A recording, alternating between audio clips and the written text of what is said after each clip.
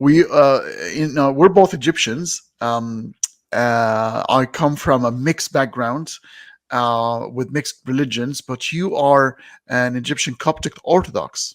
Correct. Well, How? X. Yeah, well, yeah, true, true. Yeah, but the Coptic thing, I mean, Coptic means Egyptian, really, when you think about it. Very true. Yeah, Yeah, Coptic is Egyptian, so we're both Coptic in a way. in But a when way. the colloquial use of the word Coptic has been linked to the Christian Egyptians, and even that's used how it's used in Egypt, Al Qibt. Uh, what was your experience like as a child growing up in Egypt? Very interesting. My life as a child was split in three three sections or three different. It's we're not talking about a psychological disorder here, but there are three different places that I remember from my childhood.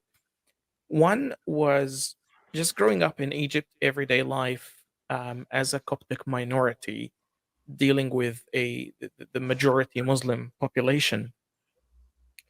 No matter how you frame it, you always feel like a minority, Hmm. whether whether it is by discrimination because people in your community or in your suburb will make you feel like a minority, or even if the people in your suburb treat you decently, you still are um, constantly aware of being a minority. So that's one thing. But then on the flip side, I used to go to a Catholic school, boys only Catholic school, and I used to go to the church religiously every Sunday, pun intended. And in the church and in the school, that sense of minority disappeared. All of a sudden, you enter these two places, and you find yourself with your people. Hmm. So it feels instantly different. And I guess for Coptic Christians, that that brings a sense of identity, a very strong sense of identity, because you grew up with these places as your safest zone. So the church is not just a place of worship for a Coptic Orthodox. The church is the place that you really are yourself, and you have a strong identity and association with it. Um, that's that's pretty much what I remember from my childhood. The only funny thing I can mention is, despite being Christian, of course, you know that in order to study Arabic in Egypt, you have to memorize passages from the Quran and know its Mm. meaning. And so, Real. even if you are Christian, you're kind of forced to study aspects of Islam and memorize Quran and recite Quran and know its meanings. It's It's it's incredible. pretty interesting. Very, and so that's quite interesting here. That's something that I have not thought about. So basically, being a minority, just but the virtue of being 10 or 15% of the Egyptian population at any given time, the church has become the place where when you go to, you feel like you belong to a certain group, and you feel like you're no longer a minority. You're just, you're just a person, and you're surrounded by those who sort of very similar to you. So it gives you a sense of belonging and a sense maybe of a little bit of not as weak as when you dissolve into the five prayers a day, sort of attacking your house wherever you live, and um, all the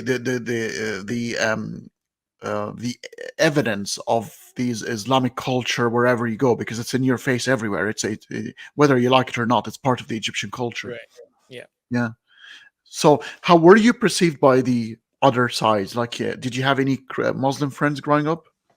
I did have a few Muslim friends from the school, and these were the only Muslim friends that I had, those who are friends from school. In saying that, they are the moderate Muslim friend. Obviously, they are joining a Catholic school, right? Sure.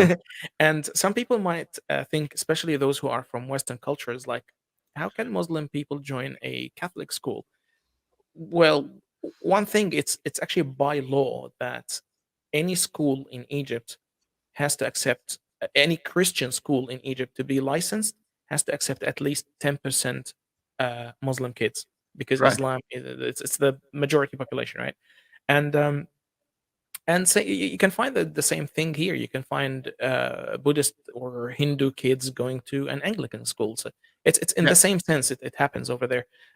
But because they were Muslims who come to a Catholic school, they were very moderate and accepting Muslims Yeah. in a sense. Yeah. And these were the only Muslim friends that I Yeah. had growing up. Yeah, and correct me if I'm wrong, because Catholic and Orthodox and Coptic schools, they're very well renowned for being highly disciplined and very, very curriculum oriented. That they're actually have Absolutely, a good reputation for good education system.